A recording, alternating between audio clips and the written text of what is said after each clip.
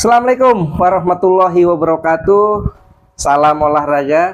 Senang sekali gue Abdul Haris kembali ketemu teman-teman semua dalam tendangan bebas Bung Ais. Semoga kita dalam kondisi sehat-sehat dan hari ini kita sebagai supporter timnas Indonesia tentu sedang berduka ya karena kita tidak lolos ke putaran final Piala Asia U23 2026 di Arab Saudi. Ya, seperti kita ketahui kemarin timnas Indonesia U23 yang dilatih Gerald van den Berg, pelatih asal Belanda ini harus takluk 0-1 dari Korea Selatan di Stadion Gelora Delta Sidoarjo. Ya, ini menyakitkan pastinya, apalagi banyak orang membanding-bandingkan pencapaian ini, artinya kegagalan ini dengan pencapaian di edisi sebelumnya di 2024 saat timnas U23 dipegang oleh Sintayong, pelatih asal Korea yang begitu luar biasa ya andilnya terhadap sepak bola Indonesia. Saat itu 2024 kita tahu Indonesia lolos sampai jauh sekali di putaran final, bukan hanya lolos putaran final tapi lolos sampai semifinal di Qatar ya. Meskipun lawan-lawan yang kita hadapi saat itu juga cukup berat ya. Kita di grup A saat itu harus menghadapi tuan rumah Qatar, kemudian ada Australia dan ada Yordania.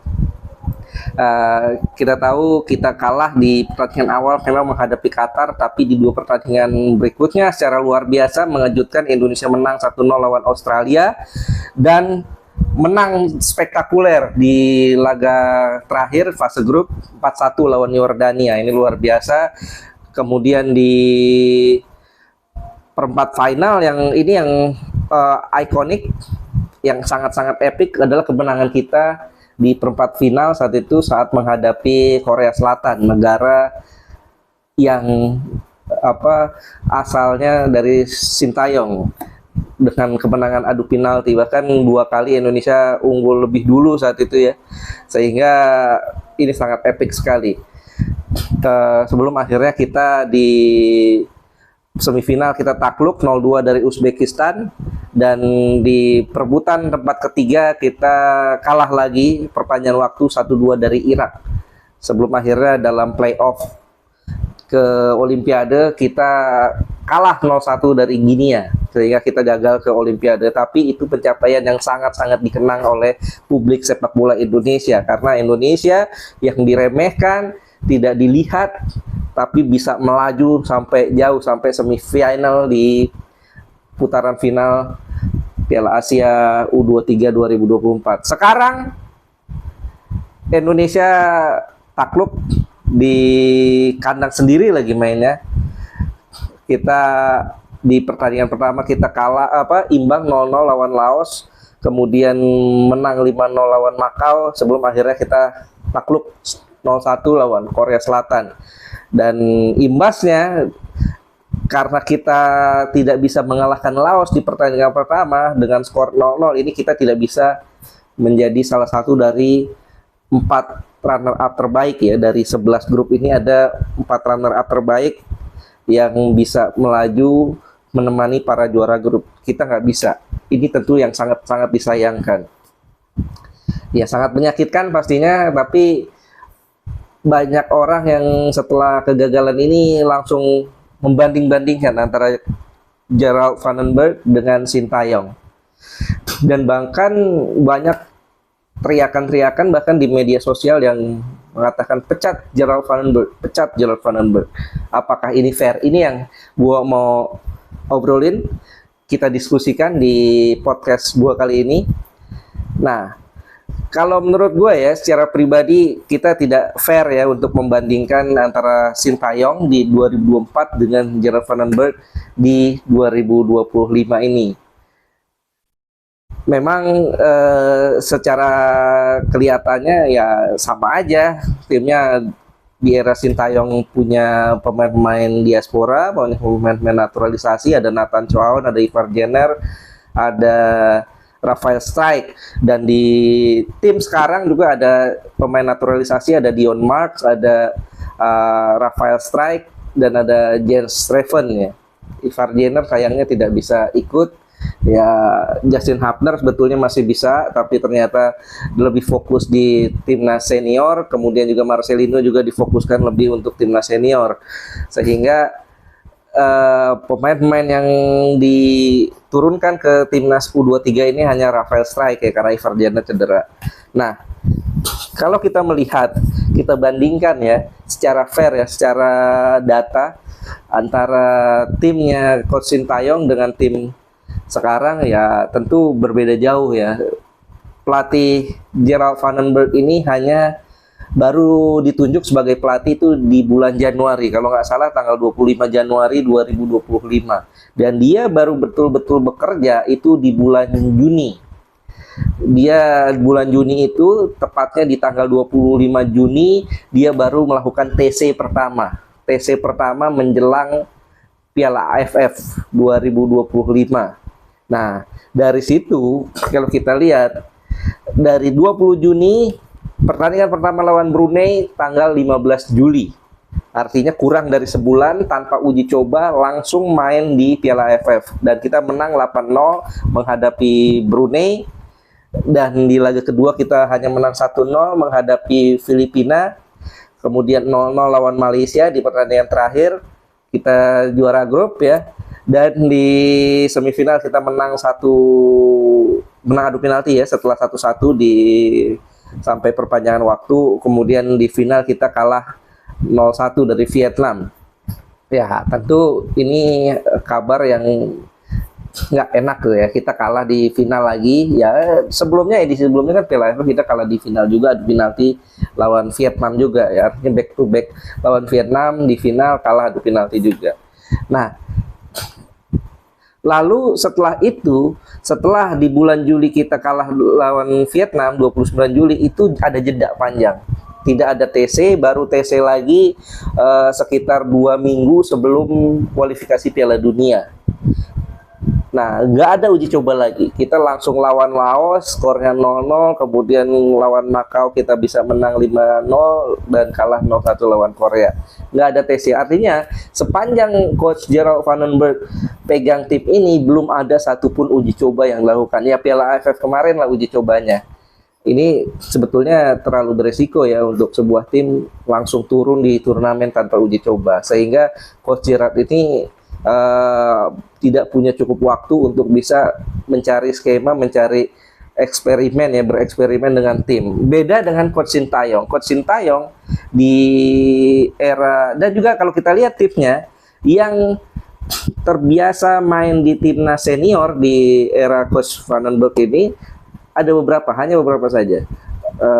Rafael Strijk ya, kemudian mungkin ya paling Arkan Fikri, dan Arkan Fikri juga hanya beberapa kali saja sempat main di timnas senior ya di era Coach Sintayong. Di era Patrick Kluivert belum pernah. Artinya komposisi skuadnya beda kalau kita bandingkan dengan komposisi skuad di 2024 tahun lalu di era Coach Sintayong. Di era Coach Sintayong kalau kita lihat ya bagaimana line up-nya. Di posisi kiper ada Hernando Ari, dan Hernando Ari saat itu adalah kiper utama timnas senior. Dan di belakang ada Muhammad Ferrari. Sekarang juga ada Muhammad Ferrari ya. Kemudian ada Rizky Ridho, ada Justin Hubner, ada Pratama Arhan, ada Nathan Choaon ya yang main di tengah, ada Ivar Jenner, ada Marcelino Ferdinand, Witan Sulaiman, ada Ramadan Sananta, Rafael Strijk, Hoki Caraka, dan nama-nama yang gue sebutkan tadi itu semuanya adalah pemain-pemain inti di timnas senior, bukan timnas U23, tapi timnas senior yang turun kasta ke tim U23 di Piala Asia U23, dan pelatihnya sama, timnas senior Sintayong, U23 Sintayong, artinya Sintayong bebas pilih pemain yang dia suka. Beda sama Gerald Van den Berg. Gerald Van den Berg nggak bisa masukin pemain-pemain seperti yang dia inginkan ya, misalnya Marcelino Ferdinand, Justin Hubner ya. Justin Hubner mungkin, kalau Justin Hubner masih bisa sih, tapi dia nggak bisa panggil karena dibutuhkan di timnas senior. Ada tarik ulur ya karena dua pelatih yang berbeda. Kalau senior Patrick Kluivert, U23 Van den Berg. Sehingga kalau kita bandingkan tentu beda ya. Dan lagi tim yang dipegang oleh Sintayong itu sudah persiapannya panjang.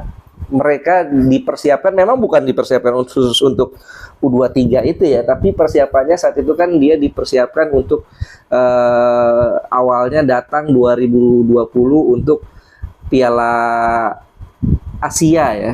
Sorry, Piala Dunia, karena kita tuan rumah Piala Dunia U23 saat itu ya. Sebelum akhirnya dibatalkan, dan itu persiapannya dari situ. Sehingga panjang sekali, sempat TC di berbagai negara Eropa. Dan juga patut dicatat, Sintayong saat bawa Indonesia lolos sampai semifinal di Piala Asia U23 2024, itu adalah tahun keempat Sintayong menukangi timnas. Dia ditunjuk di bulan Desember 2019 ya, artinya terhitung kontraknya itu 1 Januari 2020. Sehingga di tahun 2024 itu adalah tahun keempat dia sebagai pelatih. Artinya dia sudah sangat mengenal pemain-pemainnya, bagaimana gaya main Marcelino Ferdinand, bagaimana permainan Rizky Ridho. Udah beberapa tahun ya, udah 4 tahunan mereka berada bersama. Sudah saling kenal, sudah saling ngetel, chemistry-nya udah dapet. Beda dengan Gerard Van den Berg. Gerard Van den Berg baru bulan Juni, 20 Juni TC, 15 Juli main Piala AFF, bulan September main kualifikasi Piala Asia. Artinya kalau menurut gue ya belum saatnya Gerard Van den Berg kita teriaki out. Kasih kesempatan Gerard Van den Berg 2 tahun lah untuk meningkatkan performa permainan tim ini agar bisa lebih berkembang, lebih baik, sehingga baru kita bisa kasih penilaian apakah Gerard Van den Berg ini layak dipertahankan atau tidak. Dan potensinya juga sangat baik. Kita lawan Korea, betul kita kalah, tapi kita bisa mengimbangi, kita banyak peluang, dan kekalahannya hanya skor tipis ya 0-1. Korea juga harus kerja keras ya. Artinya gapnya tidak terlalu jauh. Ini cukup positif. Yang kurang dari tim Gerard Van den Berg adalah finishing touch. Bagaimana kita menguasai ball position, tapi passing-passing di sepertiga akhir ya ini jadi kendala, banyak kesalahan-kesalahan, dan finishing touch juga penyelesaian peluang jadi PR besar buat coach Gerard Van den Berg. Kemudian juga kesalahan kemarin kenapa kita nggak lolos di keputaran final di Arab Saudi nanti, karena kita imbang lawan Laos. Kalau seandainya kita menang saja lawan Laos, paling nggak 2-0, 3-0, ceritanya beda. Kita bisa bersaing jadi salah satu dari 4 runner-up terbaik. Begitu menurut gue. Gue pikir kita nggak bisa bandingkan ya secara apple to apple antara coach Sintayong dengan coach Gerard Van den Berg, karena timnya beda. Kualitas pemain-pemainnya juga beda, jam terbang, chemistry-nya beda, persiapannya juga beda. Kalau coach Sintayong dipenuhi oleh pemain-pemain yang matang, cukup lama bersama, chemistry-nya udah dapet, dan juga sudah persiapannya sudah lama. Mereka juga matang di timnas senior, artinya sudah terbiasa berkompetisi di level tertinggi. Sementara di era coach Gerard Van den Berg, mereka persiapannya juga baru dari bulan Juni lah bisa dikatakan demikian, dan itu pun terputus ya setelah final Piala AFF.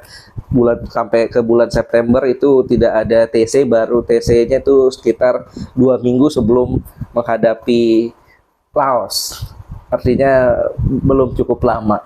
Kemudian juga pemain-pemain yang dibawa oleh coach Gerard Van den Berg ini bukan pemain-pemain utama di klubnya masing-masing ya. Memang ada beberapa yang punya menit bermain cukup ya, seperti Arkan Fikri di Arema. Tapi kalau kita lihat Donitri Pamungkas juga di Persija belum masuk line up tim inti, tapi juga beberapa kali mendapatkan kesempatan main ya. Jens Reven juga di Bali United bukan pemain utama. Artinya ini yang membedakan antara timnya Sintayong dan timnya Van den Berg di tahun sekarang. Begitu menurut gue. Artinya secara kesimpulan kita tidak fair membandingkan tim Sintayong 2024 yang sampai ke final dengan tim Gerard Van den Berg di 2025 yang gagal ke putaran final. Piala Asia U23 2026 karena segala hal yang cukup banyak perbedaannya. Begitu aja menurut gue. Gimana menurut lo? Kita diskusi, silahkan tulis di kolom komentar. Kita ikuti terus perkembangan sepak bola Indonesia. Kita doakan juga nanti di bulan depan ada round 4 kualifikasi Piala Dunia 2024. Nanti kita bakal bahas juga bagaimana detail-detailnya. Dari gue cukup demikian. Terima kasih atas atensi teman-teman. Jangan lupa klik like, subscribe, dan juga share ke teman-teman semua. Abdul Haris pamit. Salam olahraga. Assalamualaikum warahmatullahi wabarakatuh.